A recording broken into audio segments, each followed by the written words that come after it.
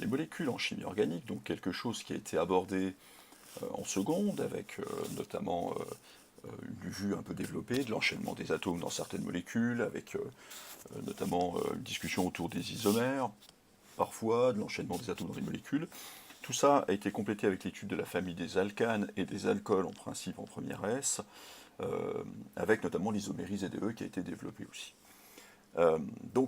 Ici, il s'agit non seulement de comprendre et de compléter un peu ces notions, mais également de voir que il faut les regarder dans les trois dimensions pour pouvoir y trouver les propriétés de ces molécules organiques et de comprendre pourquoi elles ont des propriétés particulières en physique, en chimie, mais également en biologie.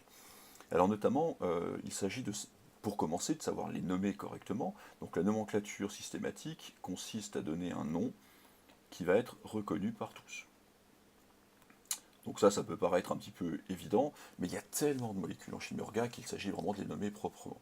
Alors pour ce faire, eh bien, on va utiliser un préfixe qui va être là devant. Donc un préfixe suivi d'une terminaison. Terminaison. Oh, très mal écrit, désolé. Le préfixe, donc, il donne simplement le nombre d'atomes de carbone dans la chaîne principale. Donc par exemple, si j'ai un atome de carbone, eh bien ce sera du méthane quelque chose. Si j'ai deux atomes de carbone, ce sera de l'éthane quelque chose, etc., etc. La terminaison donc va dépendre de la famille de molécules organiques. Par exemple, si j'ai un alcane à un carbone, eh bien ce sera du méthane. Si j'ai un alcool à deux carbones, ce sera du méthanol.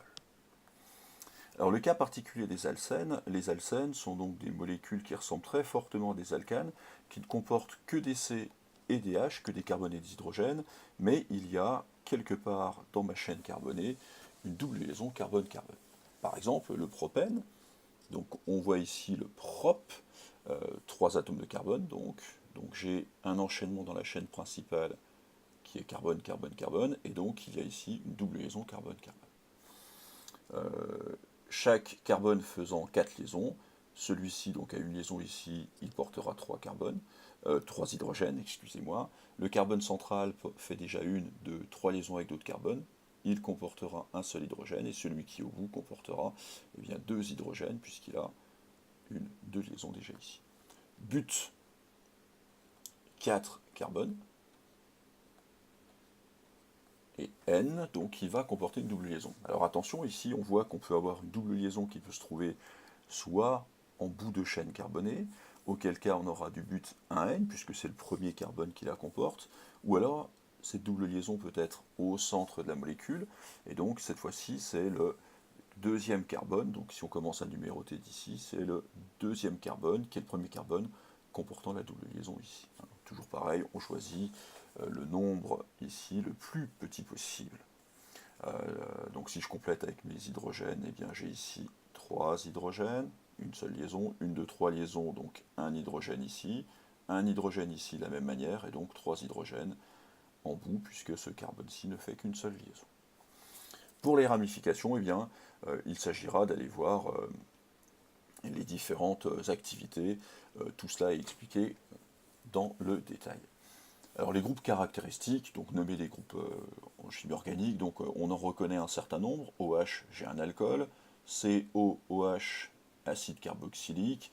C double liaison O, ça peut être une cétone ou un aldéhyde, etc., etc., etc. Donc ces groupes caractéristiques, en fait, en gros, ce qu'ils vont faire, c'est que c'est eux qui vont définir les familles en chimie organique. Alors on vous demande de les nommer simplement, elles ont un certain nom, par exemple celui-là s'appelle hydroxyle, c'est pas un nom exigible en terminal S, on vous demande de simplement dire, ah ok, ça c'est le groupe caractéristique alcool, ça c'est le groupe caractéristique acide carboxylique, le groupe caractéristique cétone ou aldéhyde, etc., etc., etc.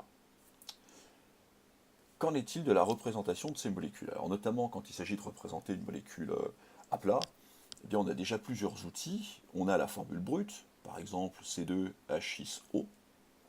On a la formule développée, qui consiste à indiquer toutes les liaisons avec les hydrogènes, les carbones, etc. etc. Alors c'est vite fastidieux. Ici par exemple j'ai un alcool qui est tout simple, qui est de l'éthanol. On voit que ça peut prendre un petit peu de temps de décrire proprement toutes les liaisons. Alors pour simplifier un petit peu ça, parfois on utilise la forme semi-développée qui consiste à regrouper les liaisons hydrogène avec l'atome qui les porte. Donc là je vais avoir un groupement CH3, ici, lié à un groupement CH2, ici, lié à mon groupe caractéristique OH, ici, à mon groupe famille alcool, CH3, CH2, OH. Alors on utilise aussi en chimie orga, où on a des molécules qui parfois comportent des dizaines de carbone, une représentation qui est encore un petit peu plus simple. C'est-à-dire qu'on va masquer toutes les liaisons carbone-hydrogène et on va masquer tous les carbones.